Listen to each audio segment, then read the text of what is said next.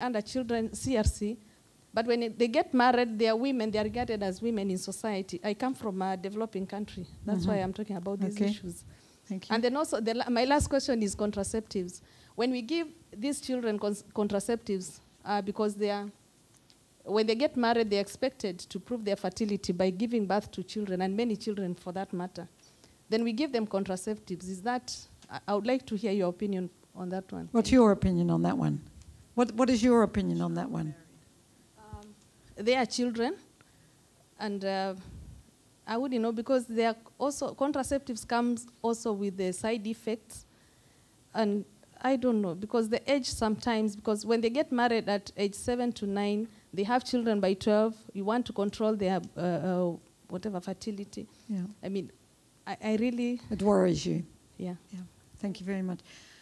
Let me see, a last reaction here, thank you. And then I'll take you for first. The opportunity. My name is Arianti. I'm a researcher and advisor in Public Health Project. Looking at the funding graph, it was interesting because it's a very well-known picture. My question is there a way of mutual collaboration between population control and HIV/AIDS movement? Yeah. Good question. Yeah. I think I'll start with you this time, Wendy, and I think there have been very good questions, and we're now looking forward how we're going to make this even more urgent and more effective. Okay, well again, thank you very much for all those questions. I think that the question about what would be the one thing that I would, well, if one has to say one thing that I think needs to be looked at, was sort of answered then immediately after, which is looking at economics and the women's at the crossroads of production and reproduction. But most of all, looking at the issue of care and what people are now terming as the care crisis. And I think that brings out that we do have to really shift gender relations, but most of all we have to shift the ways in which we're understanding it economically. And I don't mean now that you start although feminist economists are doing this, counting the hours and trying to understand the value of women's work. I mean, shifting the ways in which we think about economics so that we value things differently, so that it's not just about economic growth and the trade partnerships, which just totally remove people from the picture, women and men, but that you actually start to look at economics from the old-fashioned livelihoods point of view, but also within our own society, so that we look at the impact of, for example, if you're talking about care, migration, women coming to care for European parents, children, and all of those sorts of implications. So start to have a much more nuanced thinking about that, and also stop putting it within just a sort of family context, but look at it in different types of communities, different types of economics. And I think there's a whole, for me, very important thinking around that could really help development thinking go beyond the very sort of static view that development is just about economic growth, and then you add in everything else. So for me, that would be a very important thing. Am I allowed one more comment? Yes, you're allowed. I'm very interested in the ways in which we have started to talk about generational difference here in the room. What does it mean to talk about young girls? I didn't hear so much about young boys. It would have been interesting to have heard that a bit more. But also then that very interesting question which we haven't answered, which is, okay, this is sort of, what about aging population and what does that mean? And I think that could be interesting to try and put together. There used to be in Cairo the concept of life cycle, very different types of issues for different types of people, men and women. And I think that we need to re-look at that in a much more innovative way, particularly in relation to seeing age not as a negative, disease-ridden thing, but as a time in life where other things can be valued and thought about. You're beyond, the sort of problems, if you want, of reproductive choices in that way, but you can have many other choices in your life which could be very supportive to younger people.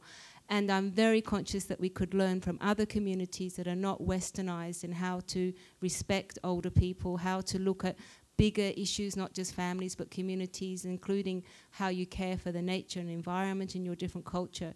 And I think, again, it would be very good if development could get a bit more innovative international development communities, not romanticizing cultures at all, but rather seeing, Simonen mentioned that they're good in every culture, but actually then take it back to us. Forget about changing other cultures? What about us changing the way we live? And I think that could be a very important thing, because you've now got, if you like, we've got to stop seeing aging populations as a negative thing. It could be a very positive thing. And we've got to stop seeing young people as problematic, but see it as, lots of potential for the future, tremendous more understanding of technologies than older people like myself have, and how we can work with that. Wendy, just last question to you. You have quite a holistic picture here of how things could be. So what do we need to do to get there?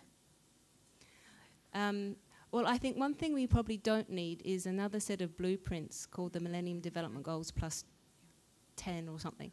I think we have to try and get away from that approach in development. I would really love it if we could start understanding that the work of, what Obama's trying to do now in the US and health could be very much part and parcel of what we're trying to do in international development, and stop this divide that there's sort of a whole set of countries over there that need help, and then there's the developed world, and start to have a lot more of a dialogue on that score.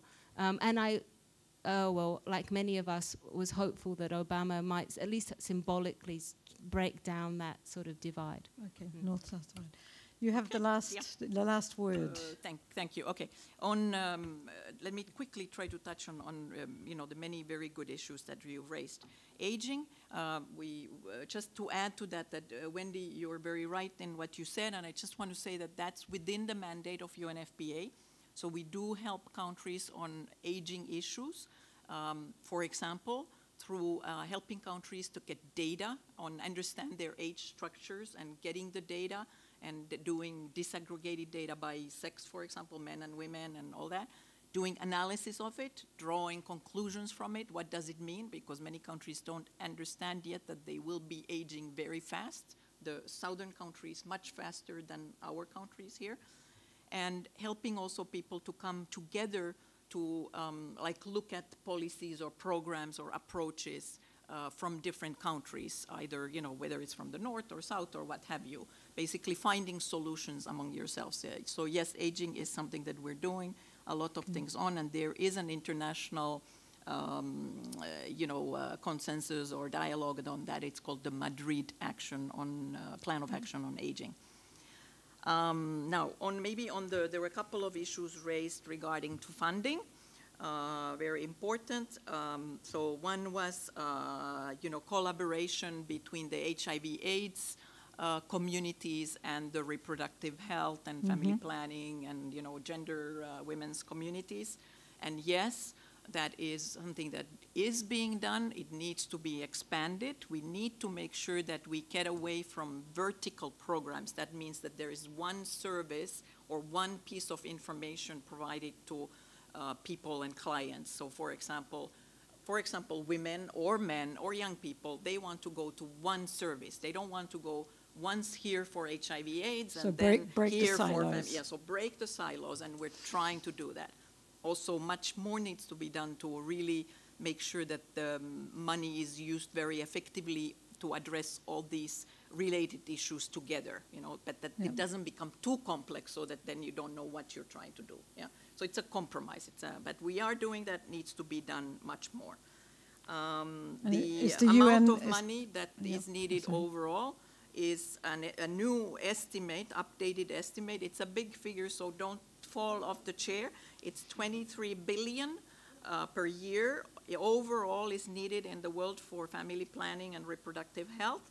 But this amount is 10 days of military spending in the world. So it's all in a context. And in 1 year, the bailout for the could be corporate done very and well. the It's not, financial it's banks. Not 23 billion. It's 18 trillion. No, yeah, exactly. It's a fraction of that money. And we are pleading, please, in this stimulus discussion, don't penalize the women, the young people, the men who are basically dying because of childbirth and those kinds of issues. Okay. Very elementary. So now till 2014, we need to keep doing what we are doing and obviously also get better so that we address the kinds of challenges that you're putting out there. But let's not get lost in the woods trying to address everything and trying to be perfect. Let's get the basics right and expand the things we already know we know how to do. And bringing in the men? Bring in the men, definitely. We are doing that. I couldn't cover everything